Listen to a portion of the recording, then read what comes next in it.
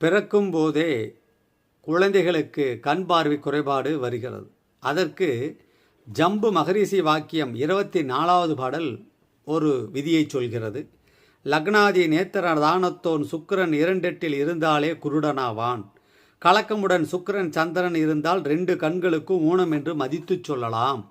லக்னேசன் மதி சுக்கிரன் வியமாரெட்டில் இருந்தாலே பிறவி குருடனாக இருப்பான்.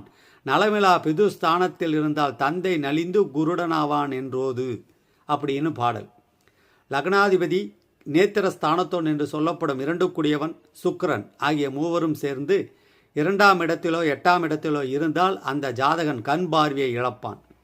சுக்கிரனும் சந்திரனும் இணைந்து 2ஆம் இடத்திலோ 8ஆம் இடத்திலோ இருந்தால் 2 கண்களிலும் குறைபாடு வரும். லக்னாதிபதி சந்திரன் சுக்கிரன் ஆகிய மூவரும் 6, 8, 12 ஸ்தானங்களில் இருந்தால் அந்த ஜாதகன் பிறக்கும் பொழுதே கண் பார்வையற்றவனாக பிறப்பான் என்று ஜம்பு மகரிஷி வாக்கியம் பாடலின் 24 சொல்கிறது.